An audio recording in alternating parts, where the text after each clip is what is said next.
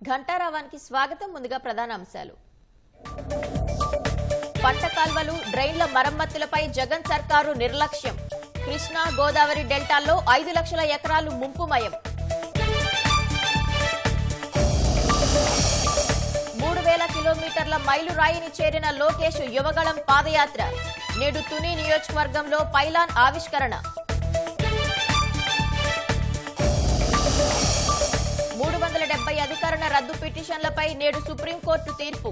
కశ్మీర్ సహా సమస్యాత్మక ప్రాంతాల్లో భద్రత పెంపు.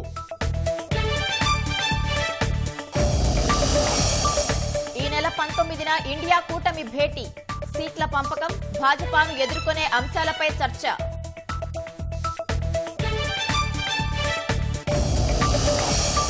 కార్తీక చివరి సోమవారం వేళ ఆలయాలకు తరలిన భక్తులు.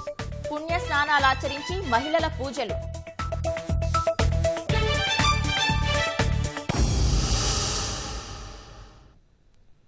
అన్నదాతల రెక్కల కష్టమైన పంటలను నీటితో ముంచేసిన పాపం మిగ్జాం తుపానుది మాత్రమే కాదు, కాలువలు, డ్రైన్ల నిర్వహణలో వైఫల్యం చెందిన జగన్ ప్రభుత్వానిది కూడా. కృష్ణా గోదావరి జిల్లాల్లోని పంట కాలువలు, డ్రైన్ల నిర్వహణపై ప్రభుత్వ నిర్లక్ష్యం కారణంగా దాదాపు 5 లక్షల ఎకరాలకు పైగా ముంపులో చిక్కుకున్నాయి. రాష్ట్ర ప్రభుత్వ నిర్లక్ష్యం, ఉదాసీన వైఖరి రైతుల పాలిట ప్రకృతి విపత్తులను మించి శాపంగా మారాయి. జగన్ సర్కారు వైఖరి వల్ల ధాన్యాగారంగా ఉండే కృష్ణా గోదావరి డెల్టా ప్రాంతాల్లో కాలువలు, డ్రైన్లు పూడుకుపోయాయి. ఏటా పంట కాలానికి ముందే సాగు కాలువలు, డ్రైన్లకు మరమ్మతులు, నిర్వహణ పనులు చేయాల్సి ఉండగా జగన్ సర్కారు ఇందుకోసం వెచ్చించిన నిధులు అంతంతే. ఆకాస్త నిధులతోనూ నామమాత్రంగా పనులు చేపట్టి స్వాహా చేసిందే ఎక్కువ. వెరసి తుఫాను ధాటికి కాలువలు, డ్రైన్లలో ప్రవాహాలు ముందుకు సాగక పంటలు నీట మునిగాయి. ఉమ్మడి ఉభయ గోదావరి, కృష్ణా, గుంటూరు జిల్లాలో దాదాపు 23 లక్షల ఎకరాలకు సాగునీరు అందించే కాలువలు, ఆ పంటల్లోని నీటిని బయటకు పంపే డ్రైన్ల నిర్వహణ దారుణంగా ఉంది. ఫలితంగా 5 లక్షల ఎకరాలకు పైగా పొలాలు జల దిగ్బంధమయ్యాయి.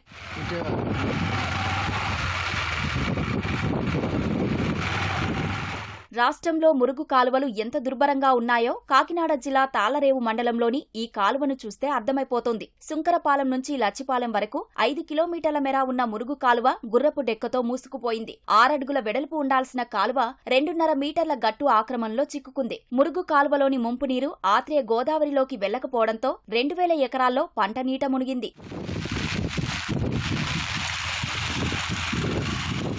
ఉమ్మడి గుంటూరు జిల్లాలో అస్తవ్యస్త డ్రైన్లు 2 లక్షల ఎకరాలకు పైగా పంటలను నీట ముంచాయి. బాపట్ల జిల్లాలో కారంచేడు, స్వర్ణ మధ్య, కొమ్ములూరు కాల్వ తెగిపోయింది. నిర్వహణకు నిధులు లేక బలహీనంగా మారిన కాల్వకట్ట తెగిపోవడంతో పంటలు నీట మునిగాయి. గుంటూరు జిల్లా కాకుమాను మండలంలోనూ అప్పాపురం, కొమ్మమూరు కాలువ దుస్థితితో అన్నదాతలకు నష్టం జరిగింది. బాపట్ల జిల్లా చినగంజాం మండలంలో గొనసపూడి డ్రైనేజీ కాలువకు గండిపడింది. ఇందులో తుమ్మ చెట్లు అడ్డుగా నిలిచిపోవడంతో నీరంతా పొలాలను ముంచెత్తింది. భట్టిప్రోలు ప్రధాన డ్రైన్ నిర్వహణ అంతంత మాత్రంగా ఉంది. రేపల్లె మెయిన్ డ్రైన్ కు కోతపడి పొలాల్లోకి నీరు చేరాయి. రొంపేరు డ్రైన్లో జమ్ము తూటికాడ పెరిగిపోవడంతో ప్రవాహాలు పొలాలను ముంచెత్తాయి.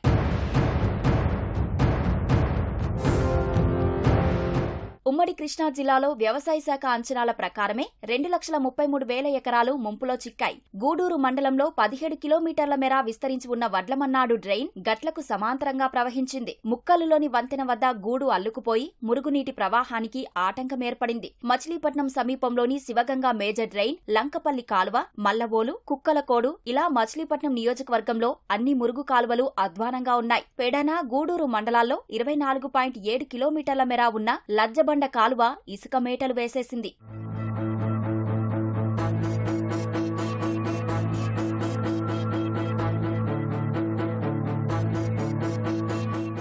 ఏటా వేసవిలో కాలువలకు నీటిని నిలిపేసిన తర్వాత డ్రైన్లకు, కాలువలకు మరమ్మత్తు పనులు చేపట్టడం ఆనవాయితీ. వీటిని క్లోజర్ పనులుగా పిలుస్తుంటారు. జగన్ సర్కారులో ఆ క్లోజర్ పనులకు పాడేశారు. ఉమ్మడి తూర్పు గోదావరి జిల్లాలో 1047 ప్రధాన, మధ్య, చిన్న తరహా రెవెన్యూ డ్రైన్లు 2826 కిలోమీటర్ల పొడవునా ఉన్నాయి. డ్రైన్లో పూడిక పేరుకుపోవడం, ఆక్రమణల వల్ల నీరు పొలాలను ముంచెత్తే పరిస్థితి ఏర్పడింది. గతేడాది ముమ్మిడివరం మండలం ఐనాపురం రైతులు ఖరీఫ్లో పంట విరామం ప్రకటించడంతో మంత్రులు డ్రైన్ డ్రైన్ల ఆధునికీకరణ చేపడతామని ప్రకటించారు. కేవలం ఒక రంగరాయకోడు పూడిక తీయించి మిగతా వాటిని వదిలేశారు. పోలవరం మండలం కేసనకుర్రులోని పెరుమాల రాజుకోడు పూర్తిగా మూసుకుపోవడంతో 800 ఎకరాల్లోని పంట చేలు ముంపు బారిన పడ్డాయి. అయినవిల్లి మండలం నేదునూరు విలస మధ్య ఉన్న కుమ్మర కాలువ పూడికపోవడం వల్ల 4000 ఎకరాలు ముంపులో చిక్కుకున్నాయి. ముమ్మిడివరం మండలం క్రాపచింతలపూడి వద్ద ఉన్న డ్రైన్ తూరలు పూడుకుపోవడంతో పొలాలన్నీ ముంపులోనే ఉన్నాయి. గోదావరి తూర్పు డెల్టా పరిధిలో 691, మధ్య డెల్టాలో 3149, ఏలేరు ఇరిగేషన్ డివిజన్ పరిధిలో 126 ఆక్రమణలను గతంలోనే గుర్తించినా చర్యలు తీసుకోవడం లేదు. గోదావరి పశ్చిమ డెల్టాలో దాదాపు 40,000 ఎకరాలకు పైగా ముంపులోనే చిక్కుకుంది. ఈ డెల్టాలోని పలు డ్రైన్లు ఆక్రమణతో కుచించుకుపోతున్నాయి. నిర్వహణ పనుల కోసం ఏటా 10 నుంచి 12 కోట్ల రూపాయల మధ్య నిధులు కేటాయిస్తున్నారు. డ్రైన్లలో మట్టి పూడికతీత, అవుట్లెట్లు, ఇన్లెట్ల పునర్నిర్మాణం, బలహీనపడిన చోట గట్ల సంరక్షణ, మట్టి పూడికతీత వంటి పనులకు 1000 కోట్లకు మించి నిధులు అవసరమని 2022 మే నెలలో ప్రతిపాదనలు పంపారు. అందుకు తగ్గట్లుగా నిధులు మంజూరు కాలేదు, పనులు జరగలేదు. అదే నేడు రైతుల పాలిట శాపమైంది. మిగ్జాం తుపానుతో కురిసిన అకాల వర్షాలతో కాకినాడ జిల్లా మెట్ట ప్రాంతంలో కోతకొచ్చిన వరి పంటకు తీవ్ర నష్టం వాటిల్లింది. పంపా రిజర్వాయర్ నిండిపోవడంతో నీటిని దిగువకు వదిలేస్తున్నారు. పంపా కాల్వ ఉధృతిగా ప్రవహిస్తూ తీరంలోని పొలాలను ముంచెత్తింది. తుని మండలంలో పరిస్థితిని మా ప్రతినిధి సాయికృష్ణ వివరిస్తారు. తుపానుతో కురిసిన భారీ వర్షాలతో కాకినాడ జిల్లాలోని మెట్ట ప్రాంతంలో వరి పంట పూర్తిగా నీట మునిగింది. తుఫాను వర్షాలు ఆగిపోయినా కూడా ఇంకా పొలాల్లో నుంచి నీరు దిగటం లేదు. ఇప్పటికే పూర్తిగా నానిపోయిన పంట నుంచి మొలకలెత్తుతున్నాయి. ప్రస్తుతం మనం తుని నియోజకవర్గంలోని తొండంగి, తుని పరిసర ప్రాంతాల్లోని పొలాల వద్ద ఉన్నాం. వర్షాలు తగ్గిపోయినా గానీ పంపా రిజర్వాయర్ పూర్తిగా నిండిపోవడంతో ఇక్కడ ఆ రిజర్వాయర్ నుంచి వదులుతున్న నీటితో పొలాలన్నీ కూడా ఈ తీరంలోని సుమారు 1000 ఎకరాల్లో పంట నీట మునిగింది. తుని మండలంతో పాటు తొండంగి మండలంలోనూ తీరంలోని పంపా రిజర్వాయర్ కాలువ తీరం అంతా కూడా నీటిని ముంచేస్తున్న పరిస్థితి మనం చూడవచ్చు. కొందరు రైతులు ఉన్నారు, వారితో మాట్లాడదాం. చాలా ఇబ్బంది పడుతున్నారు. నిన్న నుంచి పంపా రిజర్వాయర్ వదిలేశారండి. దానివల్ల గవర్పేట, తీదమ్మాపురం, అలాగే వెంకటాపురం, ఇలా ఇచ్చుకొత్తూరు, అమసవారి విలేజ్లన్నీ కూడా నీటి మునిగిపోయండి. ఇంతకుముందు నీరు లేక చాలా ఇబ్బంది పడ్డామండి. దానివల్ల ఇప్పుడు ఉన్న రిజర్వాయర్ వదిలేయడం వల్ల మాకు చేతికి వచ్చిన పంట అంతా నాశమైపోయిందండి. రైతులంతా అల్లకొల్లారంగా అయిపోతున్నారు. చాలా మంది ముందు బోట్లకు తిరుగుతున్నారని తాగి చనిపోవడానికి. ఈ పంటను కాపాడుకోవడానికి రాత్రులనగా పొగలనగా నైట్ రైతులు కంటిన్యూ కునుకులు కాపాడుకొని ఈ పొలాలన్నిటి కష్టపడి పండించారు. కరెక్ట్గా చేతికి వచ్చింది అనుభూతికి ఇప్పుడు ఈ రిజర్వేషన్ వదిలేసిన తుఫాను కొంతవరకు దెబ్బతీసింది.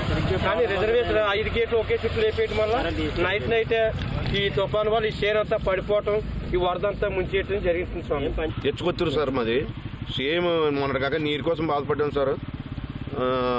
నీరు కోసం బాధపడితే నీరు నైట్ పొగలు కూడా తోడినా సరే తడిచలు లేదు సార్. ఇంజనీర్లు ఇటు తోడడం అలాగని బాగానే స్వామి. కానీ ఈ మొసం పోయినప్పుడు ఆనందం స్వామి. ఈ మొసం పోయిన తర్వాత వచ్చింది స్వామి. ఒక నైట్ వచ్చేసి పొలం ఆరిపోయింది అనుకున్నాం స్వామి. మళ్ళీ ఇవాళ లేసేసాము, మళ్ళీ మునిగిపోయింది స్వామి. ఏం చేయాలో అర్థమవుతలేదు సార్ మాకు. ఏమి ఇంకా మరి ఏం చేయాలో అర్థమవుతలేదు సార్. ఏ సామాన్లు కూడా పట్టించుకోవడం లేదు సార్. మమ్మల్ని వచ్చి పొలంలో ఇటు అయితే నేను కూడా ఎప్పుడో చూస్తలేదు సార్. పోయింది అన్నారు అంతే తప్ప రోడ్లను తిరుగుతున్నా తప్ప పొలంలోకి వచ్చి ఏ సామాన్ ఏది ఎందుకు పోయింది అలాగే కూడా ఒక్క సామాన్ కూడా ఎవరో చెప్తలేదు సార్. ఏమనంటే జరాసులు దండి అయితే అండి పేపర్లు దండి అన్నారు. ఇది చూడండి ఎలా అయిపోయిందో. ఏం చేస్తారు చెప్పండి. ఏం చేయాలి ఈ చేనులోని? మందులు తాగాలా లేకపోతే ఏం తాగాలండి? ఈ పంట ఎందుకు పనికిరాదండి? నీటిలో ఎందుకు పనికిరాదండి ఈ పంట? అసలు ఏం చేద్దానని ఏళ్ళ పెట్టుబడులు పెట్టాడండి రైతుకి ఎప్పుడు ఇదే కష్టం అండి. ఈ కష్టాన్ని ఈ కష్టం నుంచి ఎవరైనా రక్షించే వాళ్ళు ఎవరైనా ఉన్నారనుకుంటున్నారు రైతులు. ఎక్కనే ఏ రూపంలో వస్తారో తెలియదండి. ఈ యొక్క రైతుల బాధలను చూస్తారని కోరుకుంటున్నాను. పంపా రిజర్వాయర్ పరిధిలో ప్రతి సంవత్సరం కూడా తుని నియోజకవర్గంలో రైతుల పరిస్థితి ఇలాగే మారింది. కెమెరామెన్ రాజశేఖర్తో సాయికృష్ణ, ఈటీవీ న్యూస్. మిగ్జాం తుపాను దెబ్బకు కృష్ణా జిల్లా రైతులు అల్లాడిపోతున్నారు. తుపాను ప్రభావంతో కురిసిన వర్షాలకు పంట తడిసిపోవడంతో వరి కంకులు మొలకలు వస్తున్నాయి. ఆరుగాలం కష్టానికి ప్రతిఫలంగా వచ్చే పంట పొలంగట్టు దాటకుండానే పాడైపోతుందని అన్నదాతలు ఆవేదన వ్యక్తం చేస్తున్నారు. చేసిన అప్పులు తీర్చలేకపోతే ఆత్మహత్య శరణ్యమని వాపోతున్నారు. 20 ఎకరాలు చేసామండి. ఈ 2 ఎకరాలు కోసి చెప్పు అనేసాం, కడమాది కొయ్యలేదు. 40 బత్తాలు కూడా అయ్యట్లేదు, మొత్తం మొక్క వచ్చేసింది. గవర్నమెంట్ మామూలుగా తీసుకో అంటే తీసుకుంటారు, లేకపోతే ఇది పనిచేయదాన్ని వంకబెట్టి సగంలో సగం రేటు చేస్తారు బేరగాళ్ళు అయితే. ఈ గవర్నమెంట్ కనుక పూనుకుని ఎట్టా ఉండా తీసుకోండి అంటే శుభ్రంగా మరి అనుకూలమైన రేటు వస్తుంది, లేకపోతే రాదండి. అధికారులు వచ్చారంటే మేమే వెళ్ళి అడుగుతుంటే ఇంకా రాలేదు, పైనుంచి ఏమన్నా వస్తే చెబుతాము అంటున్నారు. తెలుగుదేశం జాతీయ ప్రధాన కార్యదర్శి నారా లోకేష్ యువగళం పాదయాత్ర 3000 కిలోమీటర్ల మైలురాయిని చేరుకుంది. ఉమ్మడి తూర్పుగోదావరి జిల్లా తుని నియోజకవర్గం తేటగుంటలో పైలాన్ ఆవిష్కరించుకుని ఉమ్మడి విశాఖ జిల్లా పాయకరావుపేట నియోజకవర్గంలోకి యాత్ర ప్రవేశించనుంది. యనమల గెస్ట్ హౌస్ వద్ద లోకేష్ పైలాన్ను ఆవిష్కరిస్తారు. ఆదివారం తొండంగి మండలం ఒంటిమామిడి నుంచి ప్రారంభమైన యాత్ర తోటగుంట వరకు సాగింది. కాకినాడ ఎస్యూజెడ్ రైతులతో లోకేష్ సమావేశం నిర్వహించారు.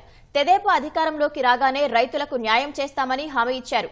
నేడు తేటగుంట నుంచి చామవరం గేటు ఎస్ అన్నవరం మీదుగా తుని చేరుకుంటారు. ఎస్ అన్నవరంలో కాపు సామాజిక వర్గీయులతో సమావేశం నిర్వహిస్తారు. సాయంత్రం పాయకరావుపేట నియోజకవర్గంలోకి యాత్ర ప్రవేశిస్తుంది. కృష్ణా జిల్లా నాగాయలంక మండలంలోని తుపాను బాధితులకు అందించే సాయంలో అవకతవకలు జరిగాయంటూ బాధితులు ఆందోళన వ్యక్తం చేశారు. ఏటిమొగ, పేదపాలెం గ్రామాలకు సంబంధించి ఏటిమొగ మండల పరిషత్ ప్రాథమిక పాఠశాలలో పునరావాస కేంద్రం ఏర్పాటు చేశారు. శిబిరం నుంచి ఇంటికి వెళ్లే సమయంలో బాధితులకు డబ్బులు ఇవ్వకుండా అధికారులు ఆలస్యం చేశారు. మొత్తం 83 కుటుంబాలు శిబిరంలో తలదాచుకున్నాయి. వీరిలో 63 కుటుంబాలకు మాత్రమే తుపాను సహాయం అందింది. పునరావాసం పొందిన వారి పేర్లలో వీఆర్ఓ అవకతవకలకు పాల్పడ్డాడని గ్రామస్తులు ఆరోపించారు. బాధ్యులపై చర్యలు తీసుకోవాలని అధికారులను డిమాండ్ చేశారు. తడిసిపోయి పగిలిపోయి గోడలు 2 పిల్లలు పెట్టుకుని నేనుంటే ఫోటోలు తీసి వచ్చి ఈరోజు నువ్వు వంట చేసినందుకు నీ పేరు రాశానంటే ఎక్కడ కడుపు మంటగా మరి డాబాలుండి రేకులుండి అన్ని మంచిగా ఉన్న వాళ్ళకి రాస్తున్నారు. 10 మీరు ఇక్కడ ఉండండి. ప్రమాదం జరుగుతుంది, మీరు రాండి అన్నాము. మా వాళ్ళు కానీ మా వాళ్ళు కానీ మాకన్నీ తుఫాన్కి డ్యామేజీలు అయిపోయినాయి. డ్యామేజీలు అయిపోతే ఇక్కడికి వచ్చి ఇల్లు పాడైపోయిందా? ఎందుకు రాలేదని మమ్మల్ని అడిగితే అదే మీరు ముందు చెప్పినట్టు మీరు జాగ్రత్త చేసుకునేవాళ్ళు. చెప్పిన వాళ్ళు కూడా మీరు వెళ్ళారు. అదే ఇప్పుడు 2 రాసి వచ్చారన్నారు. ఆ పేర్లు చెప్తే ఇప్పుడు అదంతా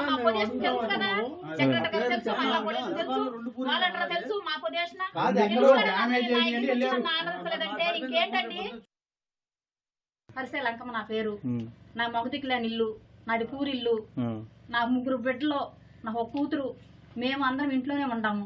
మమ్మల్ని ఎవళ్ళు వచ్చి మమ్మల్ని ఒక వాలంటీర్ కానీ ఒక సెక్రటరీ గారు కానీ ఎవరు వచ్చి ఏంటమ్మా మరి ఇట్ట ఇంట్లో ఉండారు, పైన వాతావరణం బాగోలేదు అన్న వాళ్ళు ఆ ఇంటి ముందుకు వచ్చి నన్ను పలకరించిన వాళ్ళు లేరు. మేము అట్టగా బాధపడుకుంటూ ఆ ఇంట్లోనే ఉంటాము. ఆ పరదాలు లేచిపోతుంటే ఆ పరదాలకు అయ్యేసి కట్టుకుని ఇప్పుడు నేను అట్ట ఉండా ఇంట్లో.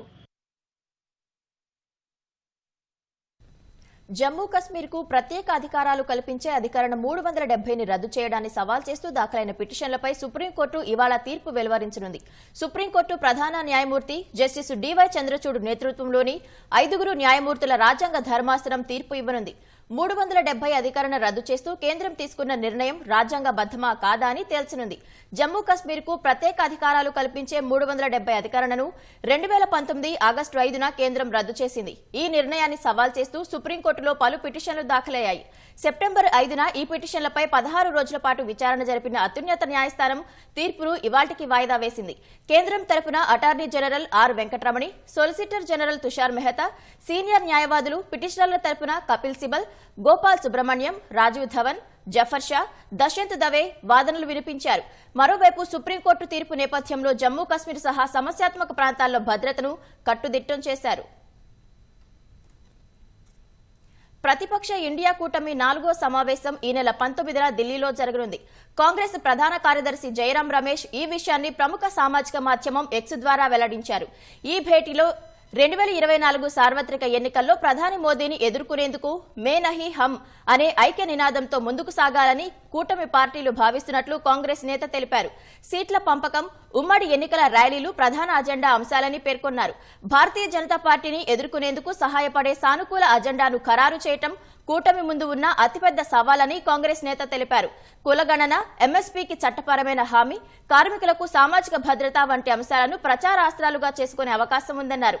10 ఏళ్ల మన్మోహన్ సింగ్ పాలన తర్వాత ప్రధాని మోదీ 10 ఏళ్ల పాలనలో సామాన్యుల జీవితాల్లో ఏమైనా మార్పు వచ్చిందా అనే విషయాన్ని ప్రజల్లోకి తీసుకెళ్లాలని ఇండియా కూటమి నేతలు భావిస్తున్నారు.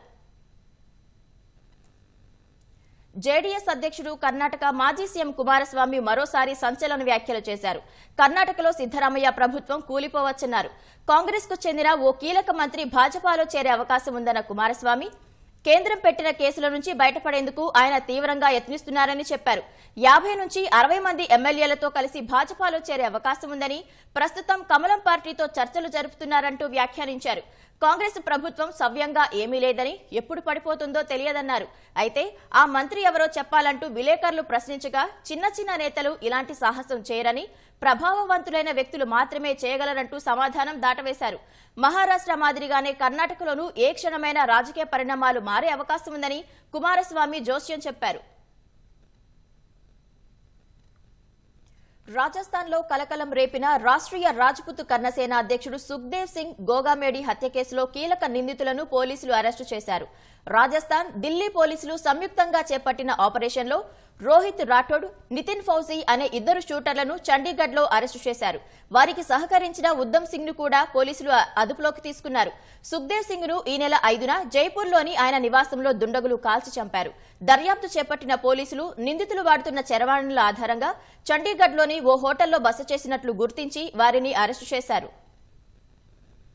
అమెరికా అట్లాంటాలోని బక్హెడ్ అపార్ట్మెంట్లో శనివారం సాయంత్రం జరిగిన కాల్పుల్లో 3 యువకులు మరణించినట్లు పోలీసులు తెలిపారు.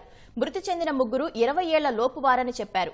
మరొకరు తీవ్రంగా గాయపడగా ఆసుపత్రికి తరలించి చికిత్స అందిస్తున్నారు. మాదక ద్రవ్యాల వ్యవహారమే ఈ కాల్పుల ఘటనకు కారణమని పోలీసులు అనుమానిస్తున్నారు. ఘటనా స్థలం నుంచి తుపాకులను స్వాధీనం చేసుకున్న పోలీసులు ఈ మేరకు కేసు నమోదు చేసి దర్యాప్తు చేపట్టారు. అమెరికాలోని టెన్నెసీ రాష్ట్రంలో సుడిగాలులు విధ్వంసం సృష్టించాయి. 6 మృతి చెందగా మరో 23 మంది గాయపడ్డారు. సుడిగాలుల ధాటికి టెన్నెసీ నగరంలో అనేక నివాసాలు ధ్వంసం కావడంతో పాటు శనివారం రాత్రంతా విద్యుత్ సరఫరా నిలిచిపోయిందని అధికారులు తెలిపారు. టెన్నెసీని మరిన్ని సుడిగాలులు తాకే ప్రమాదం ఉందని జాతీయ వాతావరణ విభాగం హెచ్చరిక జారీ చేసింది. కార్తీక మాసం చివరి సోమవారాన్ని పురస్కరించుకుని శైవ క్షేత్రాలు భక్తులతో కిటకిటలాడుతున్నాయి. మాస శివరాత్రి కూడా కలిసి రావడంతో మహిళలు అధిక సంఖ్యలో ఆలయాలకు చేరుకుని ప్రత్యేక పూజలు నిర్వహిస్తున్నారు.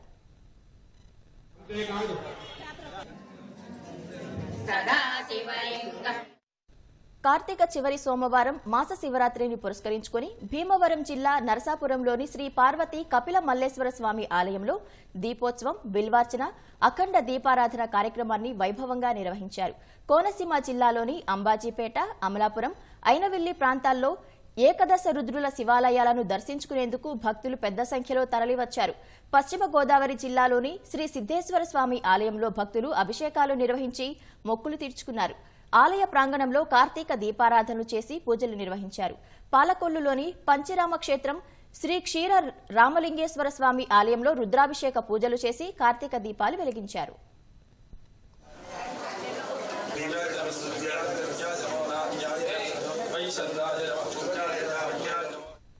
కేంద్రపాలిత యానంలో గౌతమి గోదావరిలో భక్తులు పుణ్యస్నానాలు చేసి కుటుంబ సమేతంగా దీపాలు వెలిగించారు. తూర్పు గోదావరి జిల్లా ఉండ్రాజవరంలోని శ్రీ గోకర్ణేశ్వర ఆలయ ప్రాంగణంలో మహిళలు కార్తీక దీపారాధనలు చేసి పూజలు నిర్వహించారు.